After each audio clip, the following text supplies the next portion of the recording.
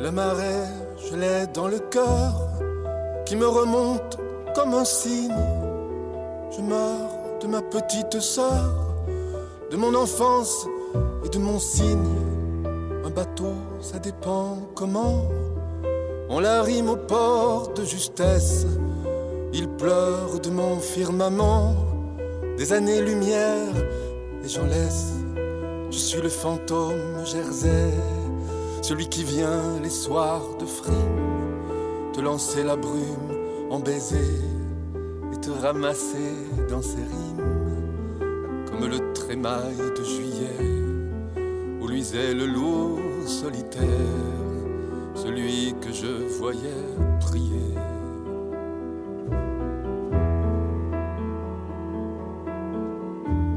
Au doigt du sable de la terre.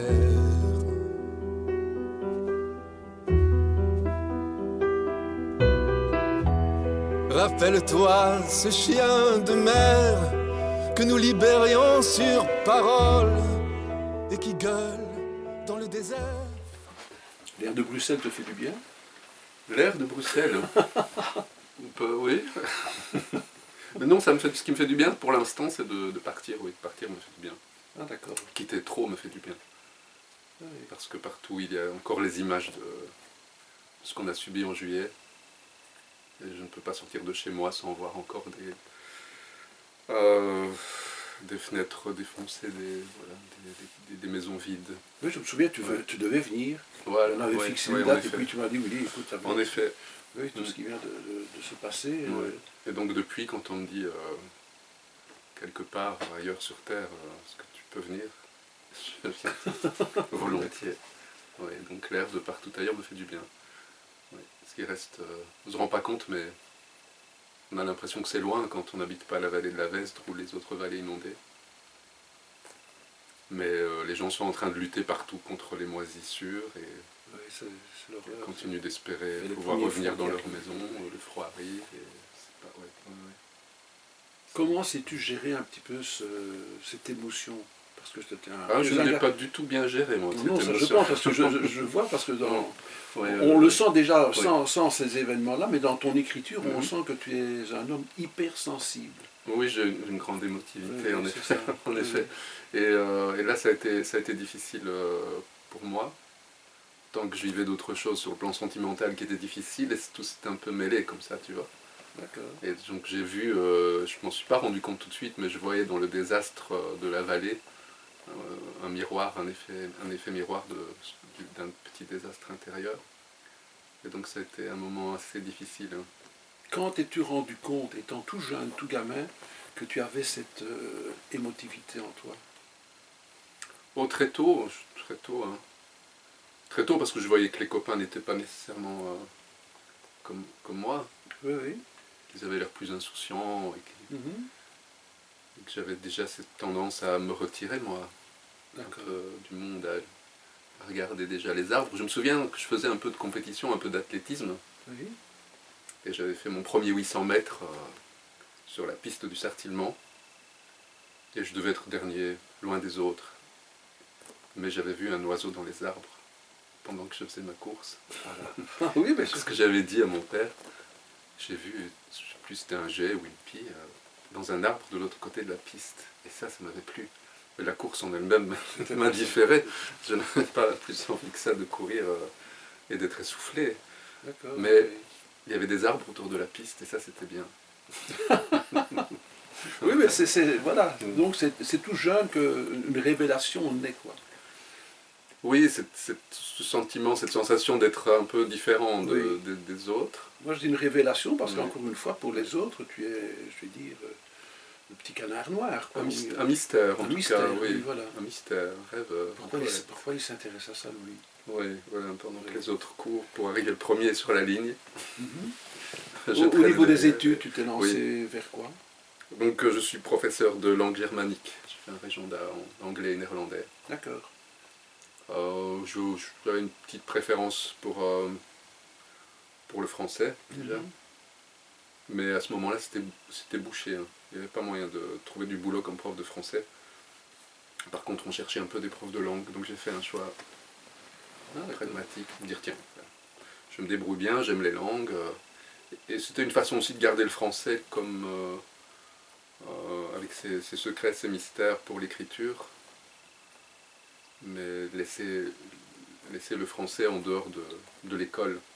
Moi, quand j'étais à l'école normale à Malone, j'avais comme condisciple un jeune garçon qui un jour m'a invité chez lui à Profondeville. Ouais. Et quand j'arrive à Profondeville, quand il quitte un petit peu la pièce où nous sommes avec quelques amis, il va avec les parents, et là il parle en néerlandais, en flamand. C'était des néerlandophones. Je ne m'en étais jamais rendu compte. Et donc j'ai toujours, été émerveillé par cette gymnastique intellectuelle de passer. Si bien que quand je me suis marié, quelques années après, j'ai eu des enfants.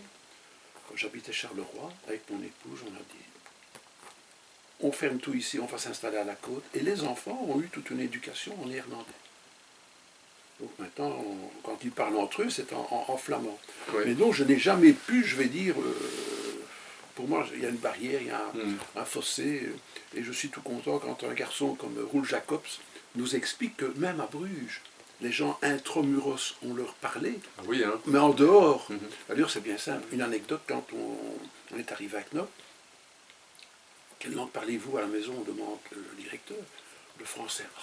Ouf. On dit, pourquoi? Qui dit, parce qu'ici, de Westkapelle ou de Ramskapelle, ce serait pour Madame une telle. Tandis que les petits Knockois, c'est une autre dame qui s'en occupe. Donc déjà, tu vois, il y avait 2 institutrices pour les tout petits, pour les assimiler à... Oui. Ça c'est la Flandre. C'est la Flandre. Donc voilà, toi, tu étais réceptif un petit peu à cette gymnastique. Oui, mais j'avoue que la langue néerlandaise n'est pas la langue que je préfère entendre ou parler. Oui. Mais voilà, c'était des études pratiques pour trouver du boulot, en me disant que si un jour je n'avais plus envie d'être enseignant, avec les langues en poche, on peut trouver d'autres choses. Et puis là, aujourd'hui, je suis toujours professeur d'anglais en promotion sociale et ça me plaît beaucoup. Plus les années passent, plus j'aime mon boulot. Tu te souviens de la première classe où tu as été lâché, seul? Parce que là, oui, mais j'aimais bien ça. J'étais à l'aise. C'est un peu comme une estrade, comme une petite scène, hein, d'être devant la classe. Un peu. Non, c'est le plaisir de jouer. Un plaisir de jouer. Oui, le plaisir de jouer. Et quand tu enseignes l'anglais, ben, tu peux jouer avec la langue, avec l'apprentissage. Oui, c'est quelque chose qui me plaît. C'est une petite scène et on joue et c'est des personnages. Hein, on apprend aux gens à communiquer, à parler. C'est-à-dire à parler dans une autre langue, c'est presque mettre le manteau d'un autre personnage et jouer un rôle. Et déjà pendant les études, tu organisais des petites choses comme ça ou non? Pendant mes études, pendant le Régenda, moi, j'ai découvert que j'avais ce plaisir à être avec une classe. Dès mon premier stage, je me souviens que le professeur m'avait dit qu'on aurait dit que j'avais fait ça toute ma vie. Et j'étais très à l'aise. Scoutisme? Non, ça non. Non, ça très pas solitaire. du tout. Oui, plutôt solitaire, mais à l'aise devant un groupe. D'accord. Oui. Et c'est là que j'ai découvert aussi le plaisir de faire du théâtre. Voilà. Avec un professeur de français qui m'avait un peu... Il y a 2-3 personnes quand j'étais jeune adulte qui ont compris que j'avais pas vraiment confiance en moi, mais qu'il y avait des possibilités d'avancer dans certains domaines artistiques. Et notamment cette prof de français qui m'avait dit, écoute, je suis en train de faire une mise en scène, et le comédien principal a des difficultés avec son rôle, est-ce que tu voudrais bien lui donner quelques conseils? C'était stratégique, c'était une façon de me dire, vas-y, crois en toi, tu viens, et tu t'affirmes. Moi qui doutais vraiment d'être capable de quoi que ce soit. Et donc j'ai commencé comme ça le théâtre, je suis allé voir une répétition, et j'ai commencé à donner, je me suis pris au jeu, et j'ai commencé à donner quelques conseils au comédien, qui à un moment s'est levé, qui m'a dit, Luc, tu vas le faire.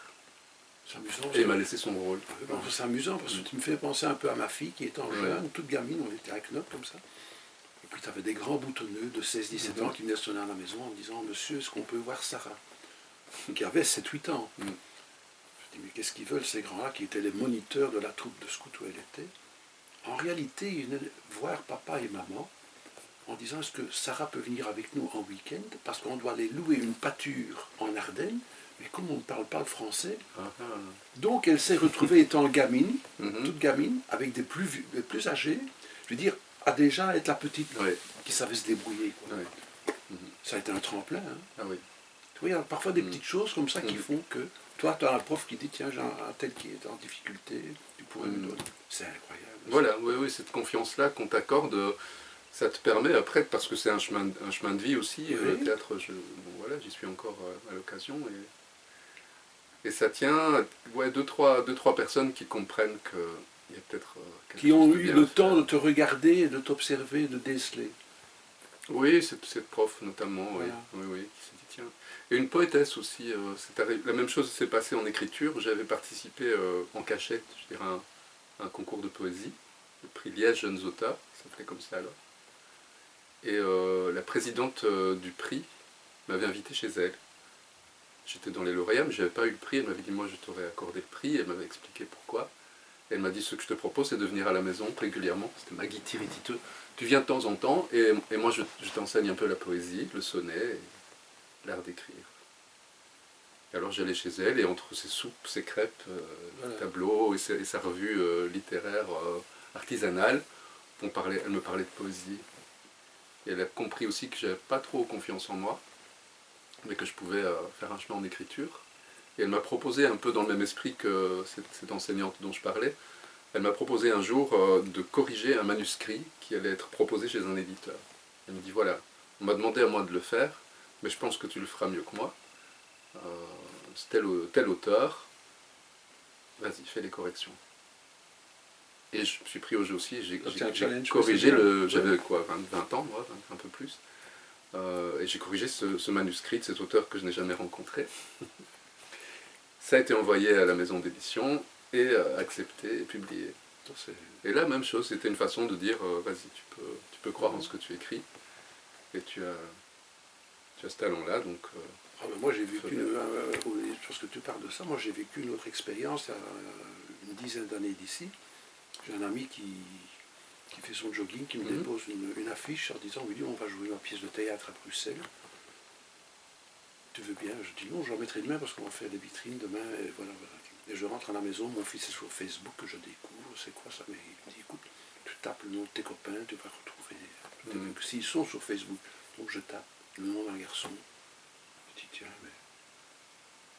Il a fait ce dont il parlait lorsqu'on était à l'école normale. À l'école normale, il était là, et il disait toujours qu'il habitait un petit village, il y avait une ferme ou une grange, je ne sais plus quoi. Un jour, je ferai théâtre là-dedans. Eh bien, il a créé un théâtre, Roland Thibault, je ne sais pas si tu connais. Il parle le Picard, il est à Élouge, il est à la frontière française. Son épouse, c'est Anne Irac. Il y a toute une émulsion là-bas culturelle qui existe. Eh bien, voilà. La pièce était mise en scène et jouée, entre autres par Roland Thibault, ici à Bruxelles. On est venu, je l'ai retrouvé 40 ans après. Ouais. Maintenant, régulièrement, je l'ai encore vu il y a 8 jours. Et tu vois, il y a des gens comme ça qui, très jeunes, ont déjà une notion de ce qu'ils vont faire plus tard. Oui. Et puis, pouf, ça y est, ça éclot. Oui. Alors, tu as des corrections. Tu n'as pas encore écrit, toi, à ce moment-là. Oh, j'écrivais déjà beaucoup, oui, mais pour moi, mais je n'avais pas encore écrit de romans publiables. Non, d'accord. Mais j'ai écrit, je pense, 7 romans pour apprendre. C'est ça. Que je ne publiais pas. C'est-à-dire, je les écrivais, puis je laissais reposer, je relisais, je me disais, ça ne va pas, ça c'est pas bon. Alors j'en faisais un deuxième. Donc le regard critique. Ouais. Et j'ai avancé comme ça, avec je pense 6 ou 7 manuscrits, des cahiers. Je remplissais des cahiers, j'écrivais tous les jours. Et à un moment, je me suis demandé ce qui n'allait pas dans ce que j'avais écrit. C'est-à-dire que je comprenais encore qu'il y avait des failles, que c'était pas encore un bon roman, mais je ne parvenais plus à voir pourquoi. Et j'en ai parlé à ce moment-là à un ami qui était en Romagne, qui étudiait à l'université de Liège, et qui m'a dit, va trouver Jacques Dubois, qui est professeur ici, qui était lecteur aussi dans une maison d'édition en France, et propose-lui ton manuscrit. Alors j'ai fait ça, je suis allé avec deux manuscrits, ça s'appelait Cœur de ville et Au grand demain des hommes. Et je lui ai proposé en lecture. Et il m'a dit, regarde, j'ai une pile ici, il avait pile immense de manuscrits que des élèves lui avaient apportés. Donc, sois patient, et un jour, peut-être je te rappellerai, et on causera. Et la semaine suivante, j'ai reçu une lettre un petit mot de sa secrétaire qui dit « Monsieur Dubois vous attend dans son bureau ». Et alors il m'a parlé de ce que j'avais écrit, citant pas mal de qualités littéraires, en disant « Vous êtes écrivain ». C'est le premier monsieur, la première personne qui m'a dit « Vous êtes écrivain ». Mais vous n'avez pas confiance en vous. Voilà, d'accord. Alors ce que vous allez travailler, c'est pas votre écriture, vous savez écrire des romans. Mais vous allez apprendre à avoir confiance en vous. Et vous écrirez de bons romans. Ça me fait penser à Touillette. Touillette, qui est maintenant édité en Belgique. effet. Ouais, ouais. Alors, imagine que, Touillette, c'est Touillette. Tu l'as déjà rencontré? Oui, on s'est rencontrés, on était finalistes ensemble du prix du Parlement. Alors, tu la connais, oui, effectivement, tu vas à Touillette. Elle fait donc un atelier d'écriture avec Vincent Engel, qui fait un atelier et explique évidemment, écoutez, si l'un ou l'autre veut encore me contacter ou m'envoyer une page ou deux, volontiers. Touillette rentre chez elle pendant 1 mois, 2 mois, 3 mois. Plutôt que de déposer une page ou deux, paf, directement le tapuscrit dans la boîte de Vincent, qui lui téléphone en disant « Mais, Madame Guyenne, on a parlé d'une page ou deux. Je ne vous ai pas demandé... » « Oui, monsieur, mais... Vous avez déjà contacté une maison d'édition? Non, dit-il. Parce que... » Et il lui explique qu'il vient de rentrer. Il a lu, ça lui a plu, il l'a édité. Formidable. C'est le coup de bol, hein. Mais encore une fois, tu vois, il faut parfois des émulsions comme ça, un atelier d'écriture, être conseillé, et se dire, tiens, voilà comment ça fonctionne cette histoire-là. Oui, et quand on est jeune homme et qu'on on a besoin qu'il y ait des petits coups de pouce, des petits coups de main comme ça. Voilà, ou bien des petits coups de latte. Ou des petits coups de latte aussi, c'est vrai, tout à fait, ouais, les deux, mais en tout cas, d'avoir... il suffit de 2-3 personnes qui comprennent que... Voilà. Et c'était... Enfin oui, pour reparler de Jacques Dubois, c'était un immense cadeau de sa part. De sa part. Et de me dire, voilà ce que vous allez travailler, c'est pas l'écriture, c'était une leçon formidable. Tout à fait. Ça veut dire que pour bien écrire, il ne suffit pas de travailler avec les mots, il y a la matière des mots, et j'apprenais qu'il y avait aussi la matière intérieure, tout ce qu'on porte en soi. Et que grandir permet d'écrire mieux. C'est des cubes comme au-dessus de la vague, effectivement, tout à fait. Alors j'ai travaillé ça, je ne sais pas toujours comment, mais on essaie. Et je l'ai revu quelques années après, à une terrasse, et je suis allé le retrouver. Et je lui ai dit, je pense que j'ai un peu plus confiance en moi. Et il m'a dit, je vois. Voilà, oui, je vois. Et je lui ai proposé un autre manuscrit. Et là, il m'a écrit une longue lettre en disant que j'étais mûr pour l'édition, que je pouvais me lancer, qu'il y avait une petite réserve sur l'intrigue, mais que je pouvais tout à fait me lancer. Voilà comment et on est en quelle année là? On est en 2001 à peu près, hein. Ouais, un peu, à mon avis, juste avant. Et donc ce que j'ai fait, c'est écrire ma jeunesse, à ce moment-là, en disant ce sera mon premier bouquin. Je vais écrire les 20 premières années de ma vie. Une fugue que j'ai faite à 12 ans. Et peut-être j'enverrai ça. Et c'est mon beau-père de l'époque qui m'a dit, tiens, j'ai vu dans le journal un prix sur manuscrit anonyme, prix Page d'Or, pour envoyer. Je suis con. J'ai envoyé, voilà. J'ai reçu le prix Page d'Or, c'était en 2001. Et c'est ce qui m'a lancé dans le monde du livre, avec Lucie Hulquin, qui organisait ce prix, l'éditrice. Retirée maintenant à la mer du Nord. Oui. Voilà. Et qui a été une chance pour moi, qui m'a accompagné et qui m'a publié pendant une dizaine d'années. Voilà les débuts du chemin. Tu as encore une autre corde, la voix. Quand est-ce que tu oses porter la voix en public? En musique, hein? Dans le chant. Ça c'est venu... En fait, donc quand j'étais chez mes parents, je pouvais aller me promener un petit peu tout seul le samedi, 3 quarts d'heure, et il y avait un petit bois derrière chez nous, et je chantais très mal, mais j'adorais la chanson et la musique. Alors j'étudiais des chansons par cœur, et puis j'allais chanter. J'essayais. Et ça ne fonctionnait pas bien au début, tu vois, je me rendais compte que j'étais limité dans les aigus, et puis ma voix n'était pas assurée. Mais j'y retournais, régulièrement j'y retournais, et je me souviens qu'il y avait des gros tuyaux de béton, là, qui étaient des grands tuyaux d'égout, Et je me cachais là parce que ça résonnait et je chantais. Je savais que personne ne pouvait m'entendre. Toutes les semaines. Et je me rendais compte que ma voix s'améliorait, que je montais plus haut. Je me souviens que j'aimais beaucoup la chanson Marguerite de Cocciante, qui était pas facile. Et je voulais absolument réussir à la chanter, tellement elle me donnait des émotions quand j'étais gamin. Alors j'allais chanter dans les bois. Et à un moment, j'ai commencé à avoir une voix sympa. Moi, J'avais ce plaisir. Je me souviens, hein, donc j'habitais Knock. Nous avions un commerce à Knock, et parfois vers 7 heures du matin, un trousseau de clés dans la vitrine. C'était un de mes amis, poète, chanteur, compositeur, qui m'appelait. J'avais un chien, donc je dis, je vais sortir tout. Et nous allions le long de la plage. Le gars, il avait rêvé dans la nuit, il s'était levé très tôt, il avait mis sur papier, et il voulait me faire découvrir la musique et les paroles. C'est incroyable. Et parfois, même quand il faisait très mauvais, on aurait dit 2 PD dans le coin de porte parce qu'il on se mettait dans la brise, dans un porche comme ça, et il me faisait écouter la musique et en même temps il chantait. Donc je peux comprendre, mais face à la mer, c'est impressionnant, avec le bruit des vagues et tout ça, donc il devait porter la voix. Et là, toi dans les bois, et voilà, et il y a les échos qui se manifestent. Tout ça. Et voilà, j'ai commencé. Alors j'étudiais beaucoup de chansons par cœur, Voilà. des chansons de Brel, des chansons de Brassens. Ferré. À ce moment-là, Pas pas encore. encore. C'était plutôt Brel et Brassens. Il y avait un Canadien à cette époque-là, quand on était jeune, qui était. Le nom m'échappe. Charlebois. Charlebois. Charlebois, oui. Oui. Tu n'as pas chanté du Charlebois? Ordinaire, c'est une de mes chansons préférées. Ah, voilà, de d'accord. Charlebois. Et un jour, je me suis trouvé dans un théâtre, donc je faisais un peu de comédie au théâtre du Proscenium, et j'ai entendu dire par un metteur en scène qu'il avait un cabaret Brassens 3 semaines plus tard et qu'un chanteur lui avait claqué dans les doigts et qu'il lui manquait quelqu'un. Et c'est une des premières fois de ma vie où j'ai osé me lever, aller trouver le bonhomme, et je lui ai dit, écoutez, moi je veux bien essayer.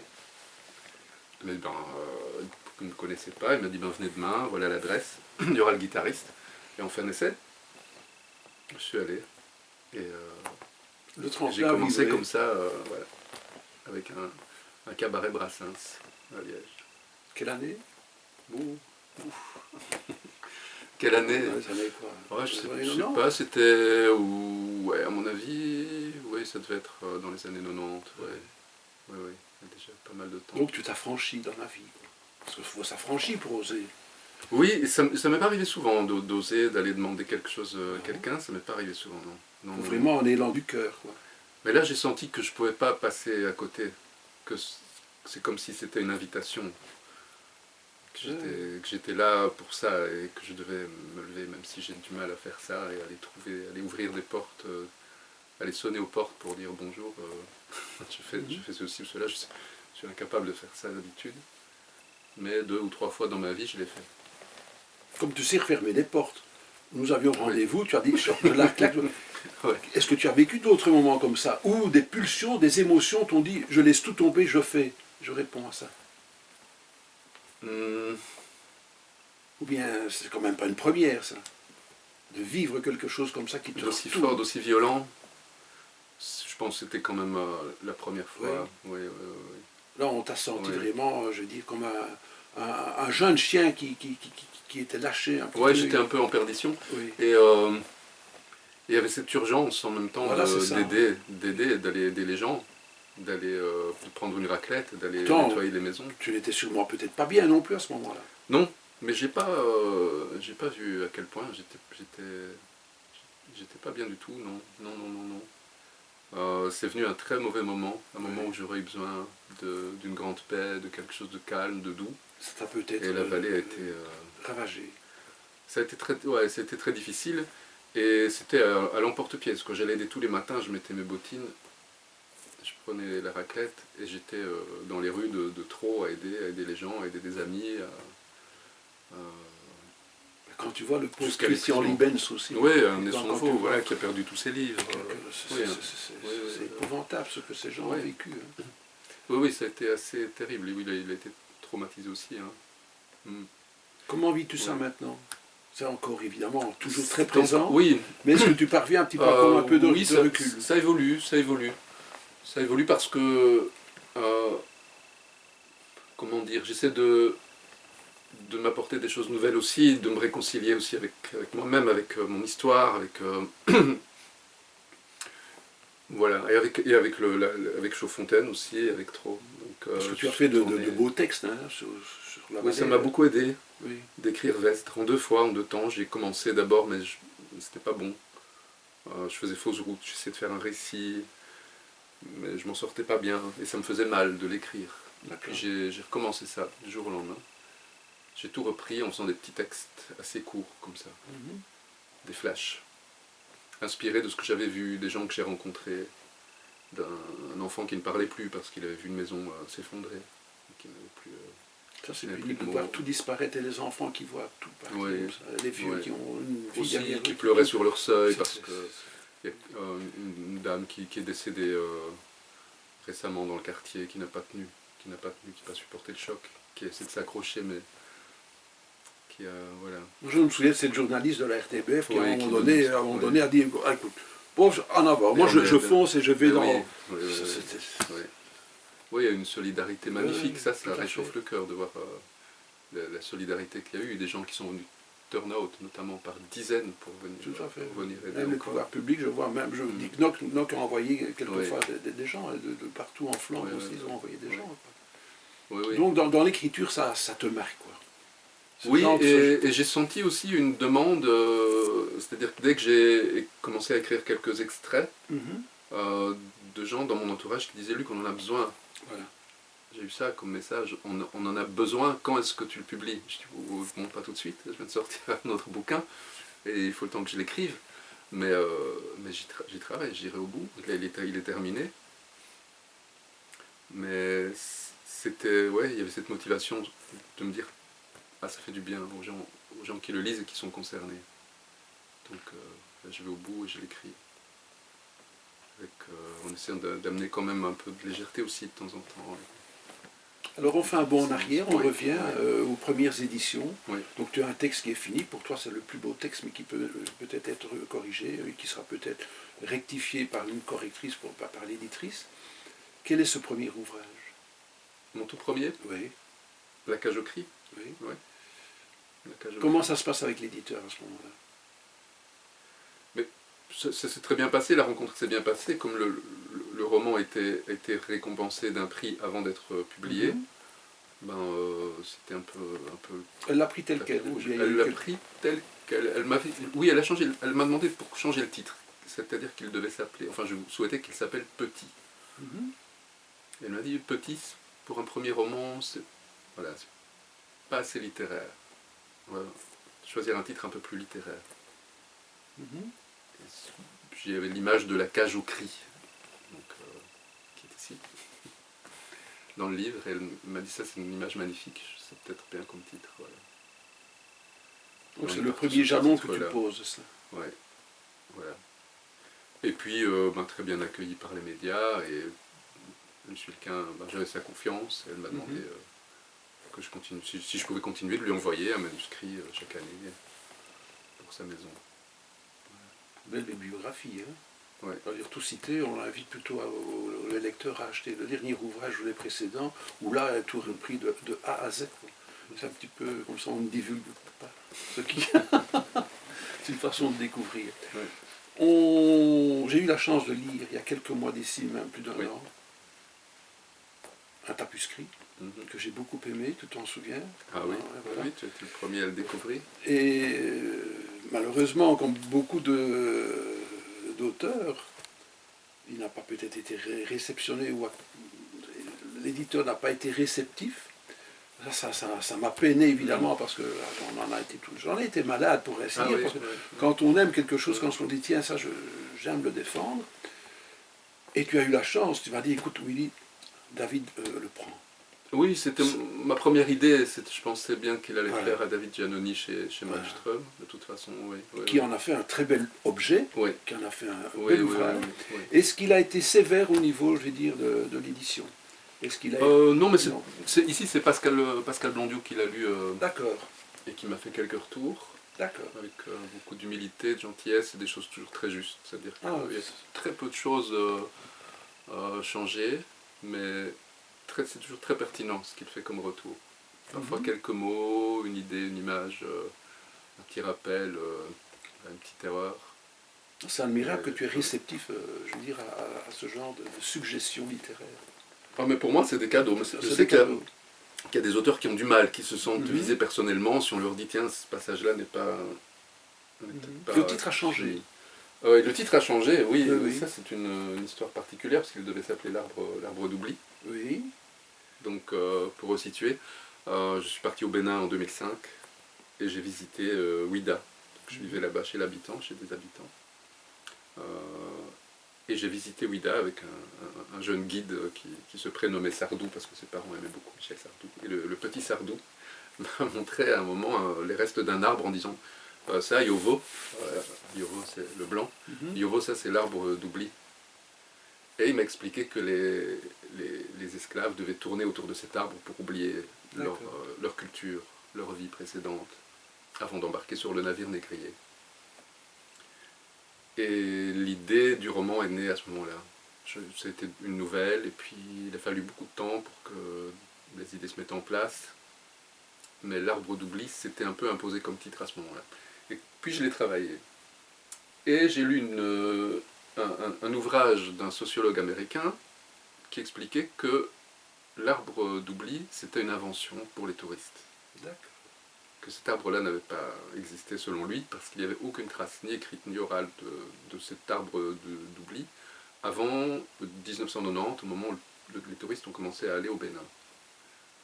Et il trouvait que c'était une invention parfaite pour les Occidentaux, que ça parlait beaucoup aux Occidentaux, ce genre de choses, mais que ça ne tenait pas la route par rapport à l'état d'esprit des Béninois. Mais qu'en revanche, l'arbre du retour, lui, existait, vraiment. Et l'arbre du retour aurait été planté par un roi, Dahomey, pour que les âmes des esclaves qui viendraient à mourir de l'autre côté de l'océan reviennent au pays. Voilà. Alors les deux titres étaient en balance, et il se trouve que Nancy Houston a écrit un roman qu'elle a intitulé Arbre de l'oubli, et qui est sorti il y a quelques mois. Et donc Pascal Blondiot m'a alerté en disant « on a un problème, ton titre il est pris par Nancy Houston ». Et bon, il y avait cet autre titre, L'Arbre du Retour, qui était là en attente, et qui me plaît finalement plus parce qu'il est plein d'espoir. Tout à fait. Voilà. Et donc L'Arbre du Retour, c'était parfait. C'était parfait. Et j'aimerais vraiment pouvoir organiser, ou que soit organisée une rencontre avec Nancy Houston, qu'on vienne elle avec l'Arbre d'oubli, moi avec l'Arbre du Retour, ces deux arbres voisins à Ouida. Tout à fait, voilà. Que je puisse échanger avec elle sur, et peut-être comprendre comment il se fait qu'on a écrit à propos du même arbre en même temps. Ça, ce sont des grands mystères aussi. C'est un petit peu l'arbre, on a parlé déjà d'autres arbres tantôt. Je prends encore un autre exemple, je ne sais pas si tu connais Joseph Douanier. Non. Joseph qui a une plume extraordinaire, qui est édité aux éditions Nouvelles.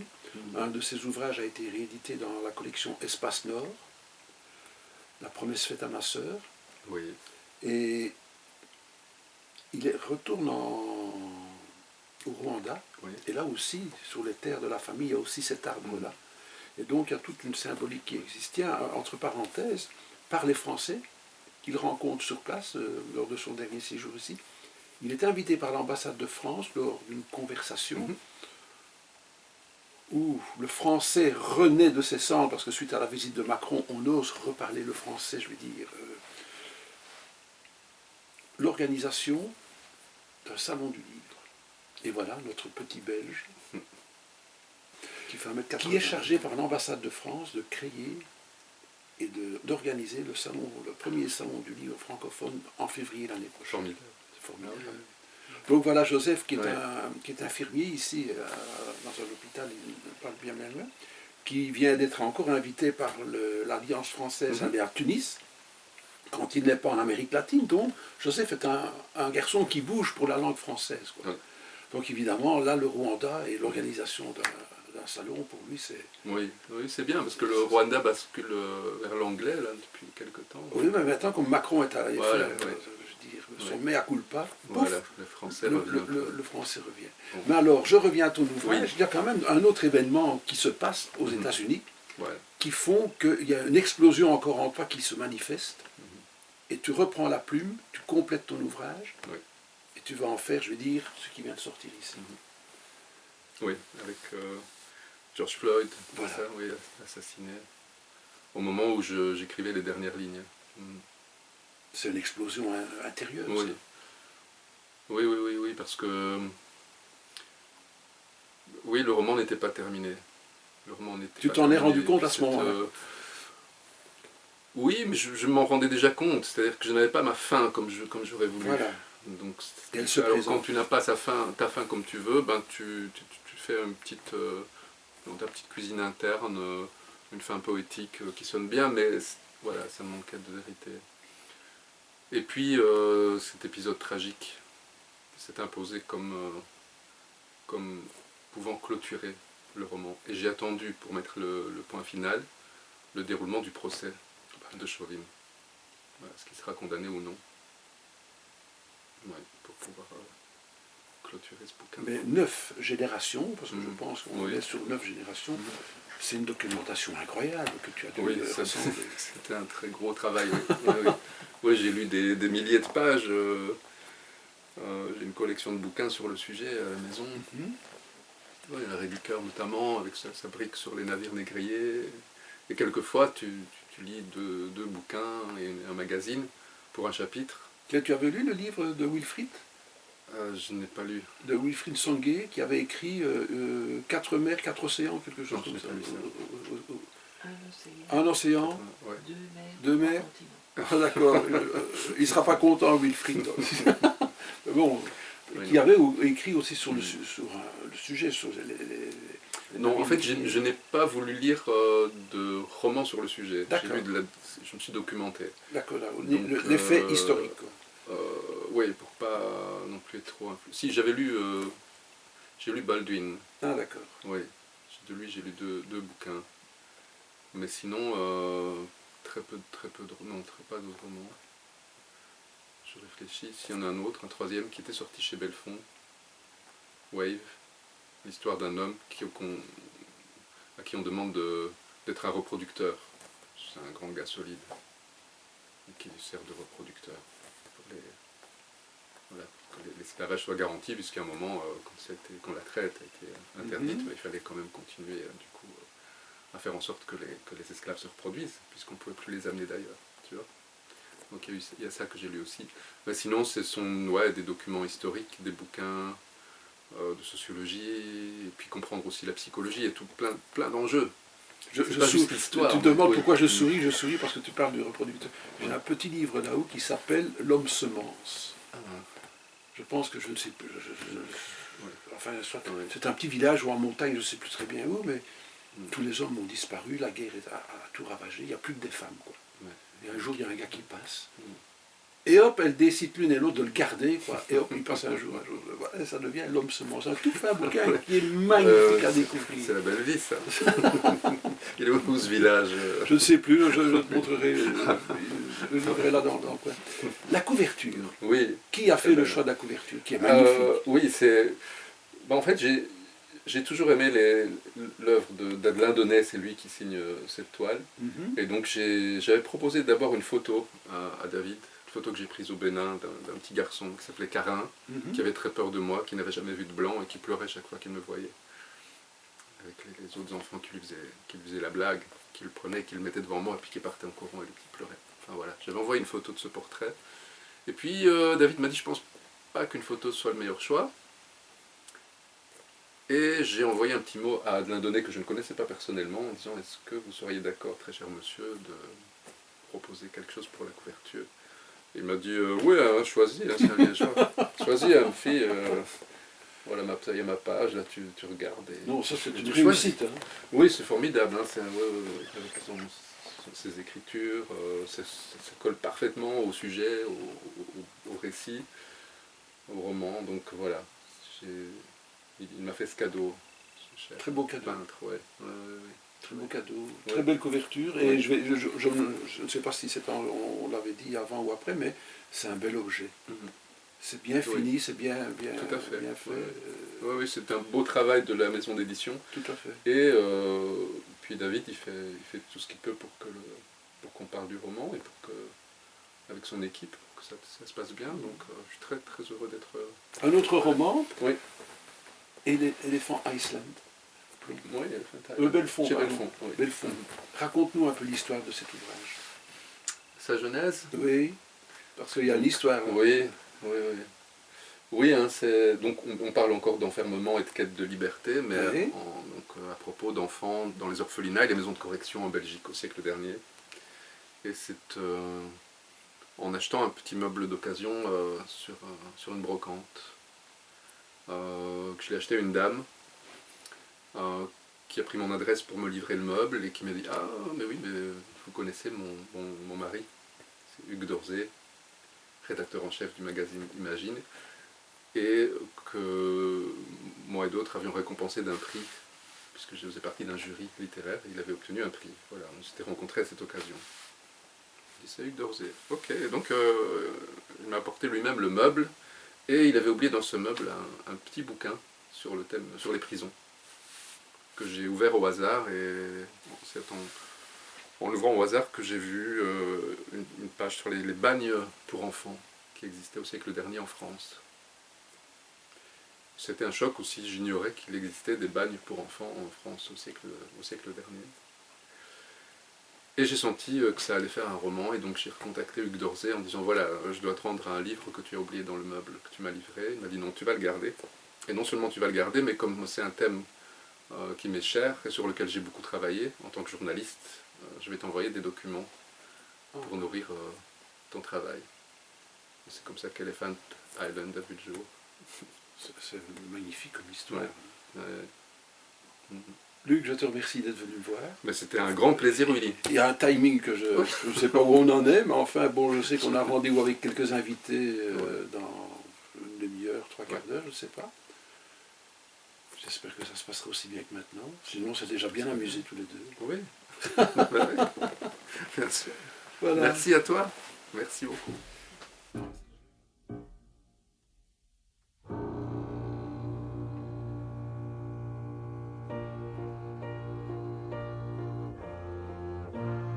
On voyait les chevaux de la mer qui fonçaient la tête la première et se fracassaient la crinière devant le casino désert. La barmaid avait 18 ans et moi, qui suis vieux comme l'hiver, au lieu de me noyer dans un verre, je me suis baladé dans le printemps de ses yeux taillés en amande. Ni gris, ni vert, ni gris, ni vert, comme à Ostende et comme partout, quand sur la ville tombe la pluie et qu'on se demande si c'est utile, et puis surtout si ça vaut le coup, si ça vaut le coup de vivre sa vie.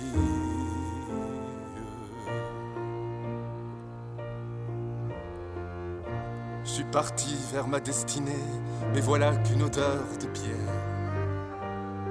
de frites et de moules marinières m'attire dans un estaminet.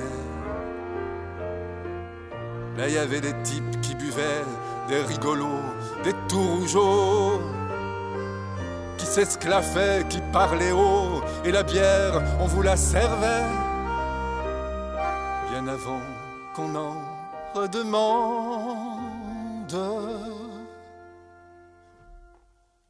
Et ça pleuvait comme à Ostende et comme partout, quand sur la ville tombe la pluie et qu'on se demande si c'est utile, et puis surtout si ça vaut le coup, si ça vaut le coup de vivre sa vie.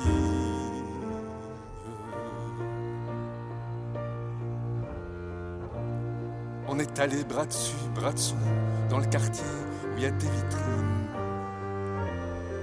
remplies de présences féminines qu'on veut se payer quand on est sous.